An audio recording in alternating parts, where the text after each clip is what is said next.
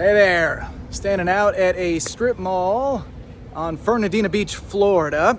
And this strip mall's turned into a kind of a franchise graveyard of late. You can see here, this used to be a Peach Cobbler Factory. It's now empty for lease. And then we got another one. This was called an Outer Banks Boil Company franchise. Never heard of it. Did a little digging, couldn't really find anything on it. Looks like they have a couple franchise locations in Florida, one less now. And I'm filming this video because I want to talk to you about business failure and businesses that fail, right? There's a lot of statistics out there that share 80% of businesses will fail in the first 5 years of business, and 90 some odd percent will fail in the first 10 years of business. And it's really tough to tell what's true, what's not true. And there's other statistics out there that say 90% of franchises are successful. They consider themselves successful. And so it's really difficult to figure that out. So I'm here to shed a little bit of light on what that means and what that looks like and how to tell what's going on with that, and decide for yourself, if you're going to start a franchise, are you going to be one of the casualties that fail?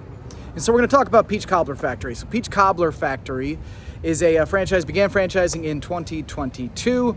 And just last year alone, they sold 46 locations. So they grew from 24 locations up to 70 locations. That's enormous amount of growth, and this is one of them. They opened up last year, and we've been driving by this thing, my wife and I, for the last year or so, asking ourselves, when are they going to finally go out of business? Because there's never any cars here. You never see anything. And anyway, so is it bad? Is Peach Cobbler Factory a bad franchise? Well, not necessarily, just because this one person went out of business. But again, how can you tell, back to the original point, how can you tell if you're investing in the right franchise, if it's going to be a franchise that it can stand the test of time, that is not going to go out of business, is not going to be one of those casualties here? So we're going to take a look at, again, Peach Cobbler Factory. We're going to talk about what I think is the reason that this one in particular went out of business. And it's not really sexy. And by the way, it has nothing to do with location, really, because you can see here, it's not like there's no people around. It's a busy area. You got a diner over here, so these people over here could leave that restaurant, come over here and get their peach cobbler, right? You got a computer repair place here, a Dollar Tree there, Walgreens right over here. So you got plenty of opportunities to get in front of people and have them see you. So it's not necessarily going to be location. That's not the reason that this one went out of business. Could it be marketing? And marketing and location go kind of hand in hand, but if you don't have a lot of that drive-through traffic and a lot of people that are just kind of coming in on an impulse buy. I don't know about you, but I've never really had an impulse buy for Peach Cobbler. So Peach Cobbler is really it's one of those you gotta want to go there to get it. It's a directional thing. You got to be like, okay, I see it, I want it, I'm gonna go there and pick it up. It's really intentional type of purchase. And so maybe the marketing is the problem, and that honestly is likely a cause there. There's some definitely causation there, but is that the real reason? And so I took a look at a couple numbers, right? Some factual numbers to look at in their FDD. So their FDD, they do not show the franchise disclosure document. If you don't know what that is, watch some other videos on our channel here, but they do not report revenues for any of their franchise locations. So it's not uncommon for a new franchise to do that, but they've been franchising now for 2 years. You would think they would put at least something in there, what an average top line revenue looks like, but they don't report anything, which again could be suspect. It could be that they are ashamed of those numbers, or maybe they just don't know them really well. I don't know. I don't want to speak for the franchisor, because again, this isn't a bashing of the Peach Cobbler Factory, just stating some facts here. So they do not report any revenue in their FDD, but what they do report, and which everybody has to report, and item 7 of their FDD is going to be their startup costs.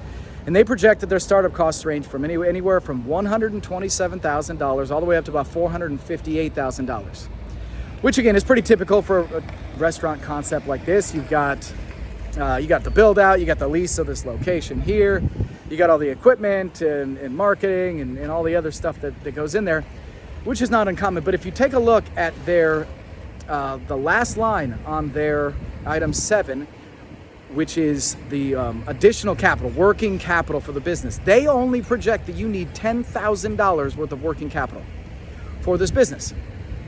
$10,000 of working capital doesn't go a long way after you've just spent $400 and some odd thousand to get this business off the ground, and all you have left is $10,000 to make this thing a go.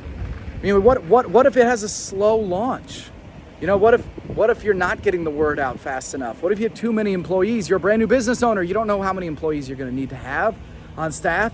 That $10,000 is going to go really, really rapidly. And when you're operating off of razor thin margins like any food franchise does, that becomes a real issue. And so if you were going to look at buying a Peach Cobbler Factory, I would highly recommend that you increase that number exponentially, potentially even 10 times that amount. You know, have $100,000 of working capital there, which is not going to be easy if you're funding this with an SBA loan. And so that brings me again to, why do businesses fail? It's because they bought the wrong business in the first place. If they were hoping that they was going to create some sort of income for them and their family, or they obviously didn't have enough money, otherwise this business would still be here. And so they just bought the wrong business in the first place. They didn't have somebody in their ear saying, hey, listen, it's probably not a good idea. If you want to generate, if you're looking to leave your 9-to-5 job and start a business to generate income, it's going to be really challenging to do that with a restaurant type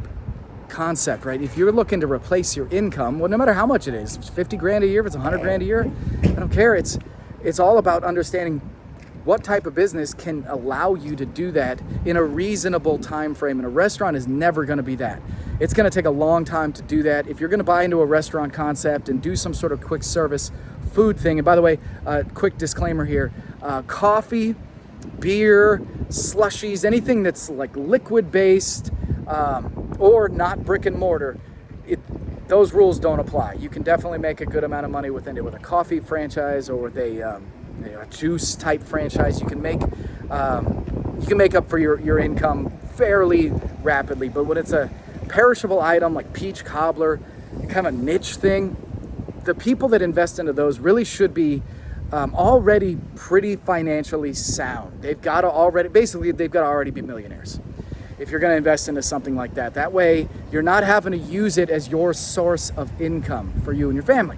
Make sense? All right, cool. Anyway, that's it today on the franchise graveyard edition of the Revolution Franchise YouTube channel. By the way, I also wanted to mention there was another franchise casualty just down the way. It was a Cold Stone Creamery. Yeah, Cold Stone Creamery also went out of business about a month and a half ago. So, not a good area for restaurant concepts, I guess. Or it was just the fact that each one of these people bought into the wrong franchise and they didn't have enough capital to keep it going. So anyway, if you liked what I had to say here, go ahead and like and follow it. Hit up revfran.com, and if you're looking to get into business ownership for yourself, be glad to help and provide any sort of insight that you might want. Wrap you into Revolution Franchise University, teach you the ins and outs of buying a franchise so you don't make a mistake like our friends here at the Peach Cobbler Factory or the Outer Banks Boil Company, or over there, our friends at the Cold Stone Creamery. So anyway, have a great day. Be excellent.